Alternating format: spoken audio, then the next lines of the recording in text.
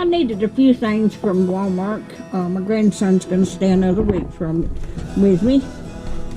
And he wanted some Captain Crunch with berries cereal. And I'm going to make some oatmeal raisin cookies. And I got some bologna to make sandwiches. And I got some honey ham to make sandwiches while he's here. And I needed some more bacon. And we needed some more sausage. I got another gallon of milk.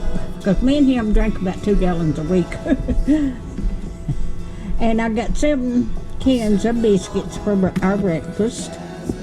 And then I got 2 dozen, a dozen, with about 3 dozen eggs. Because we cook 2 or 3 eggs every morning.